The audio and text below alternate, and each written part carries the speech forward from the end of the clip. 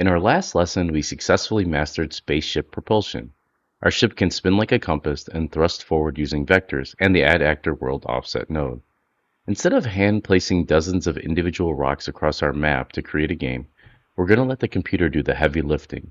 In this lesson, we'll build a procedural generation system. We'll create a referee rule inside our game mode that automatically scatters a random field of asteroids across the map the exact millisecond the game starts. We'll also take a look at the difference between manual design and procedural generation.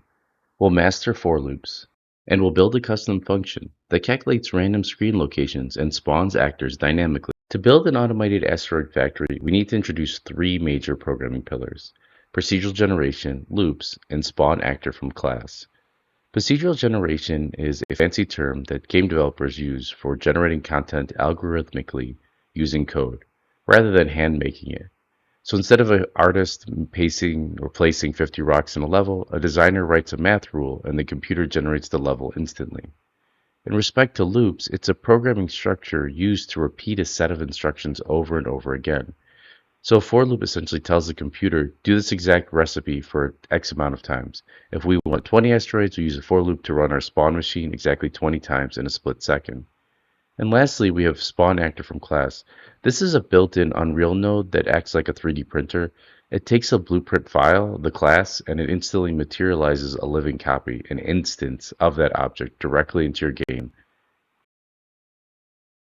Before we can spawn an asteroid, we need to build the asteroid itself. So head down to your content browser at the bottom of the screen, select your blueprints folder, right-click in an empty gray space, and select blueprint class. For this one, we're going to choose actor as the parent class. Name your new blueprint BP_asteroid. Let's get rid of that new. There we go. BP_asteroid. Double click it to open its editor window. I'm going to go ahead and dock mine inside of the layout here. Let's head over to the top left components panel and click the add button. And we're going to search for or click on sphere. Honestly, if you want, you can go with a cube. If you want a blocky looking polygon rock, eventually we're going to replace this with our own static mesh. Let's rename this rock, or asteroid rather. Look at the details panel on the right under the transform section. Set the scale to 2. I'm going to go ahead and just select 2 here and just go across.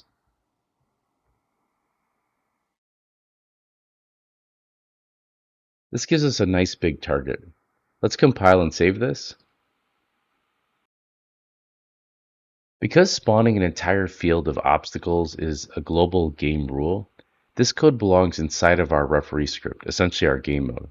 So let's open up our content drawer. And we want to look for our GM, which is essentially our game mode, asteroids blueprints. So head over to your blueprints folder here. And double click it. Now, let's look at the left-hand side of my blueprint panel and find the function section again and click the plus icon. Name it generate asteroid field. Next, we need to set up our variables. We want to use variables here so we can easily change how difficult our game is later without rewriting our math.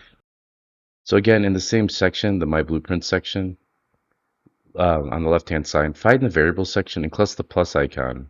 Create a new storage container. Name it asteroid count, and we're going to set its type to integer. I'm also going to click the I here to make it public, and I'm going to compile and save that. Now with our asteroid count selected in our variables section, head over to the details panel and change the asteroid count to 20, and compile and save that. Now make sure that you're inside of your generate asteroids field. If not, you can go to your functions panel and double click it. And we're going to build the loop that handles the repetition. So let's drag out our asteroid count here and select get asteroid count. And then we're going to right click in the empty space in the grid and just type in for loop. And we want the one under flow control here that says for loop. Now I want you to be careful. There's a for loop and then there's a for each loop. They look identical but do different tasks, so watch out. Alright, so we want to connect the white execution pin from our generate asteroid fields here into our for loop. And for our asteroid count, we'll start at essentially 0 and we'll just drag it into our last index, which is 20. So what this essentially tells Unreal is to start counting and keep counting up until you hit our asteroid count variable of value 20. For every step along the way, we're going to fire off an action. All right, let's pan out for a little bit over here to give us some space to work. Now we don't want all 20 asteroids spawning on top of each other in a single pile, so we need to generate a random vector and it coordinates for every single rock and it places them. So we're going to drag a wire out of our for loop body, and I want you to look for spawn actor from class. Now on this new spawn node, we want to click the drop-down box labeled class and select our BP asteroid. It looks like we have to adjust the naming. Let's see. BP asteroid. Let's get rid of that print. There we go. And now we should have BP underscore asteroid.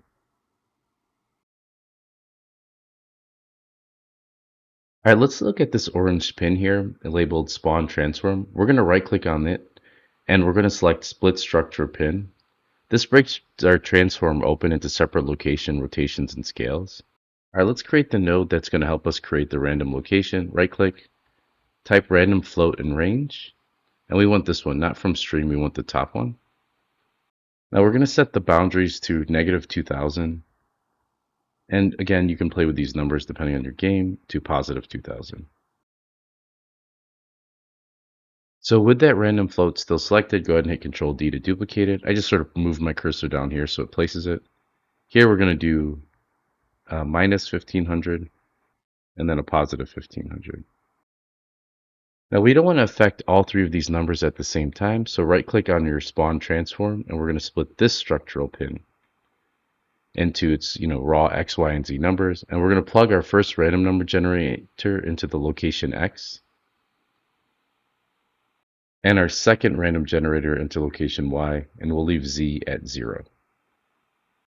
By doing that, it keeps everything flat on our 2D playing field. Let's compile and save that. Now we just need to tell our game mode, which essentially I like to call our referee, to run this generator function the absolute second our match loads up. So look at our top tabs from our window in the event graph and look for your game mode. Now if yours isn't open, we can go down here to our contents drawer, and then if you recall, we named it GM underscore asteroids. Just double click it to make sure it's open. And what we want to look for back in our event graph here is this event begin play. Now notice how our old testing nodes are still there from lesson 1. This calculate score and print string and all that. Let's clean that up. Click and drag a box around these old math nodes and press delete. Now go to your My Blueprints panel on the left hand side and click and hold and drag out the Generate Asteroids field function that we just created. And let's drop it right by our event begin play. And then let's wire it up. Grab your execution pin, plug it right in.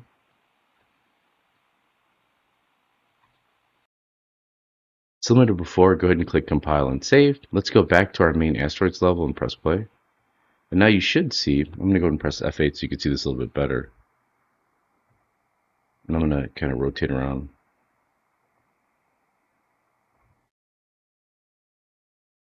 Here you can see 20 separate asteroids perfectly scattered in random directions all around our spaceship.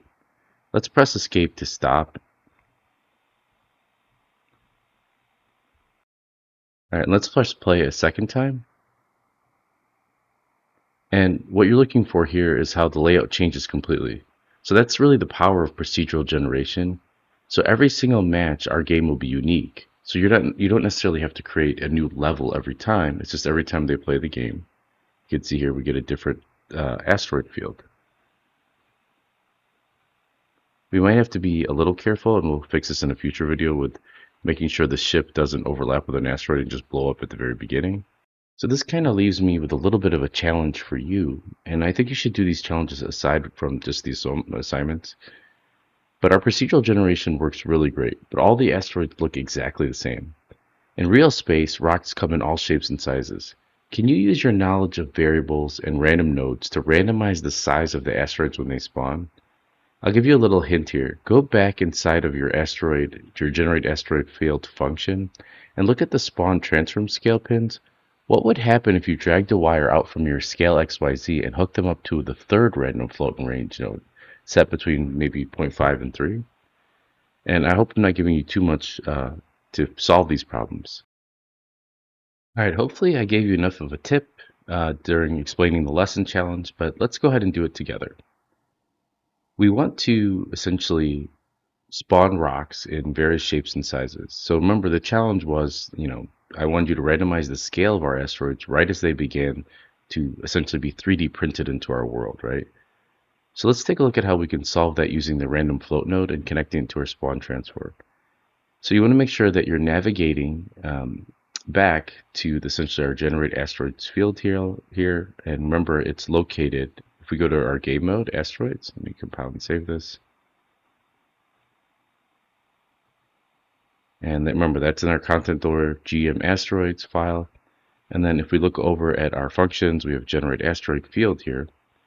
And once you open that up, it brings us right back up into our spawn actor asteroid. So let's look at our spawn actor from class node. Right now, our random locations are plugged into our location X and our location Y.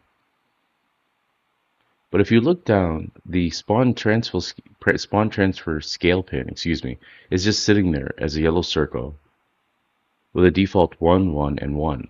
Just like we did with location, we need to break this vector open so we could talk to the individual X, Y, and Z scaling coordinates. Right-click directly on this yellow pin and select Split Struct Pin. Alright, boom. Now you can see our X, Y, and Z as individual green float values. Now here's where a lot of the beginner programs fall into a massive trap. You might think, okay, I'll just right-click, create a random float and range node, set it between 0.5 and 3, and copy and paste that 3 times so I can plug it into the X, Y, and Z node. But let's think about what happens if you do that. The loop will fire, and the first random node chosen will be set to zero point 0.5 for X, making it super skinny. The second random node will choose it to be roughly 3 for Y, making that incredibly wide. And the third node might be 1.5 for Z. So if you do this, your asteroids won't just change size, they'll stretch, distort, and deform into weird oblong potatoes. So that is because each axis is picking a different random number. What we want to do is we want to make our asteroid scale up and down proportionally so it keeps perfect round shape. So all 3 of these axes need to use the exact same random number. And here's how we can wire that up cleanly. I want you to right click in the empty space here below your spawn node, and I want you to search for random float and range, or you can go ahead and select this one and hit Control D again. And let's set our min limits in our box to 0.5, and this would be essentially the smallest asteroid, and then our max to 3. Now instead of making new nodes, all we have to do is use this exact same random float in all 3 of those axes. Let's drag that into scale X, Y, and Z. And now whatever number this randomly generates will get plugged into all 3 of those at the same time. I mean, I really like this. I think it looks really clean. And by pulling out the 3 wires from a single data source, we're telling Unreal Engine, pick one random number between 0.5 and 3 and apply that exact number to width, height, and depth of our rock simultaneously. Let's click compile and save that. And let's go back to our asteroids level and press play. And now you can see we get different values. Now to me, these seem really huge. You might like them a lot for your game. And as we move around, you can see this is kind of, they're kind of big rocks. And you can see my collision also is kind of, we're going to have to work on that later with our gameplay. Let's go ahead and hit escape here. So maybe you can go in. I personally would probably think, maybe we'll do 0.1 to maybe 0.5.